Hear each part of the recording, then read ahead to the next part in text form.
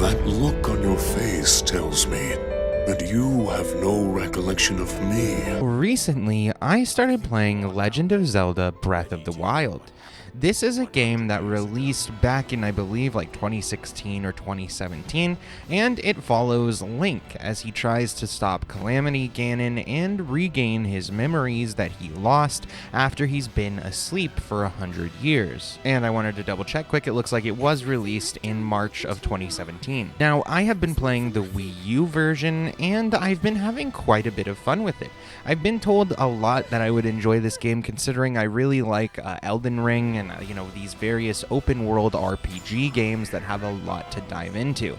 And I will admit there was a little bit of a learning curve for this game, figuring out what enemies you want to engage with, which ones you should leave alone, and then how to engage them if you should at all, as well as certain mechanics like its cooking mechanics, which really add certain complicated yet fun aspects to the game that can keep you playing and changing things up for pretty much ever. Now, also I have to say quickly, I never played any of the previous Zelda games, so I can't really compare them. However, just going into this one is so much fucking fun. Essentially, you start off finding out that Link has lost his memories and that there's been a Calamity Ganon that's been holding the Hyrule Kingdom for over 100 years, or for about 100 years. Link then gets brought back too, and he is part of a prophecy that states that he will be able to take down Calamity Ganon.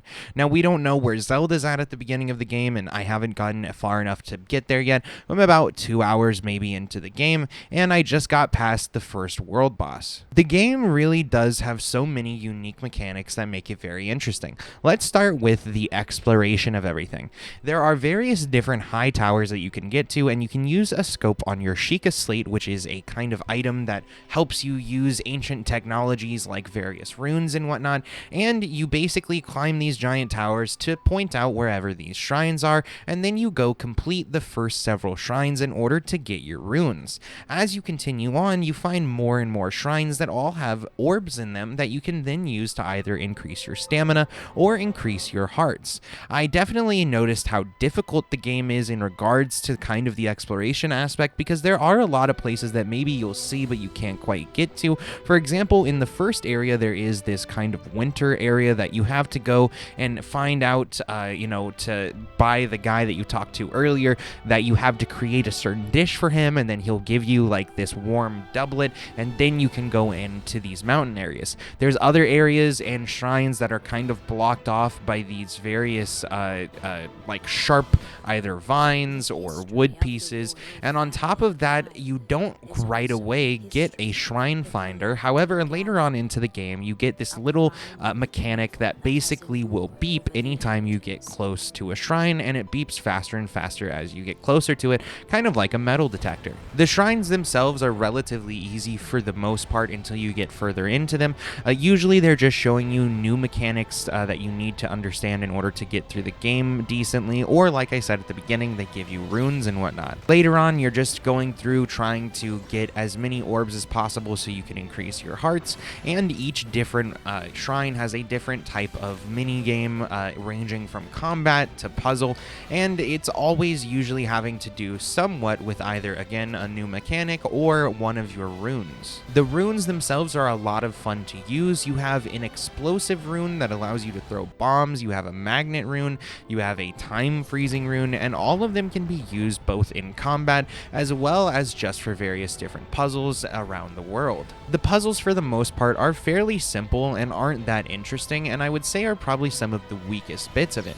Compared to the combat, the fucking puzzles are so damn easy, and usually I find myself getting through them really quickly. As for the other half of exploration, you do meet a lot of NPCs on your way through the lands of this game, and you meet a bunch of people that will either offer you side missions or will be main characters that you have to interact with in order to further the story. And honestly, I would say that there are so many places to explore and so many NPCs that you can do stuff for. This game probably easily has 150 hours of content. Moving away from exploration, the graphics are also quite nice, considering they have this nice cartoony feel that is easy to look at and reminds me of nostalgic pieces of my childhood, but still look updated enough and really quite smooth, so that way they still stand up to newer games today. The movement mechanics in the game are also kind of interesting and wonky at times, but generally work quite well. So first of all, you can do somewhat of a dodge type movement, however you have to be using your block button and then essentially just jump in order to do the dodge. This is used to fight various different enemies as well as in various different shrines to take on certain ancient technological aliens that will stop you from completing the shrine. A lot of the time this can be pretty difficult to get down properly, as well as getting like a perfect dodge is practically impossible in my opinion. It's easier to parry, which you can do by holding out your shield and then pressing A. There's also the movement mechanics having to do with being in the water. One thing that I find kind of annoying is that if you go into the water and you have 0 stamina, then you will just drown. Usually most games make it so that you just can't like speed swim. However, in this one, you do have to really keep an eye on your stamina bar and be like, hey, I'm gonna make sure I don't hit the water right now or else I'm gonna be entirely fucked. Otherwise, the stamina feels pretty good to utilize and you do get to run a good amount of distances. However, one thing I will say with the movement mechanics as well is that you do not get a mount automatically within the game. You do have to find one, being either a horse or various other animals, and I will say it is pretty difficult to find these mounts unless you look up a guide or you happen to get it whenever you were supposed to.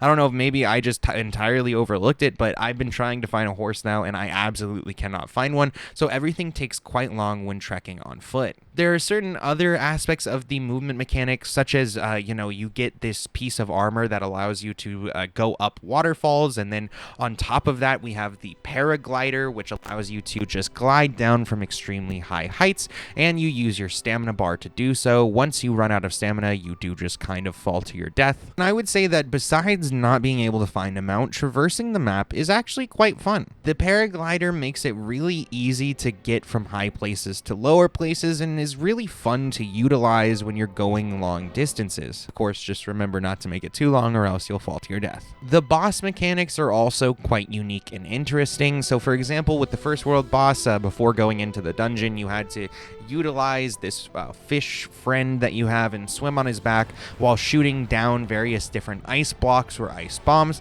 and then using electric arrows in order to shoot 4 different points on the giant being. I think that this was definitely a very interesting boss fight and was unique comparatively to most other boss fights I found in like other games. And on top of that, it really implores you to utilize as many of the mechanics as you possibly can.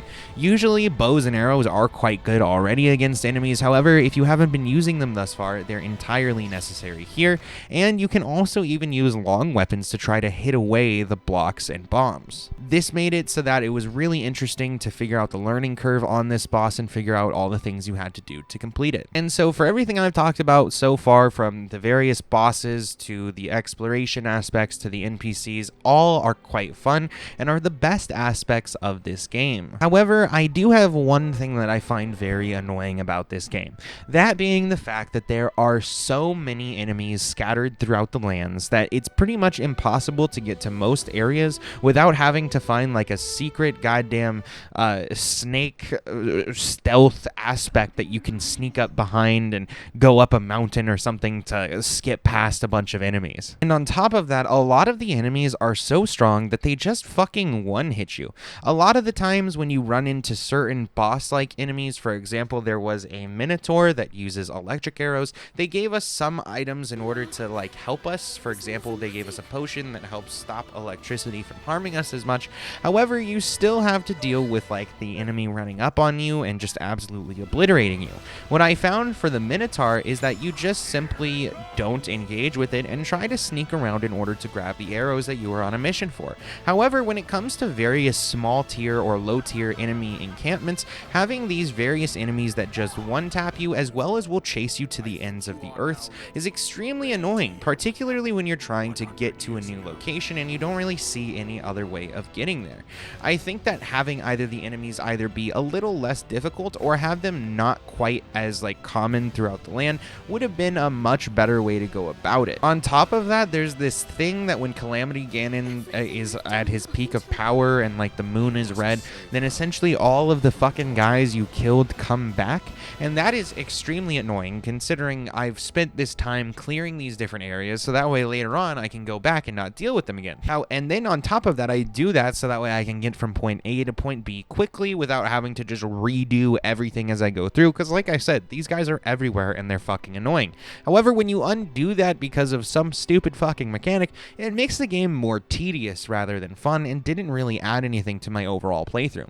Even considering this, so far for my first impressions, I'm going to be giving Legend of Zelda Breath of the Wild a 3.5 out of 4. While the game can be annoying at times, and I think certain pieces of it are overly difficult for no reason in a non-fun way, I do like the majority of the game, again, ranging from the movement mechanics to various combat pieces to all sorts of stuff from the exploration to NPCs. So what do you guys think? Do you guys like this game? Do you not like it? Let me know in the comments down below. Besides that, you can follow us on Twitter and Instagram. That'll pop up during the outro, and the rest of our links are down in the description too. We have gaming sessions for gaming content here, movie and Smokin sessions for movie content, CrazyRocky for variety content, and Try Podcast for our podcast channel.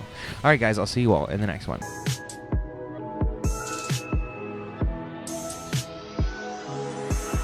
I spaced out of my head to the depths of the universe.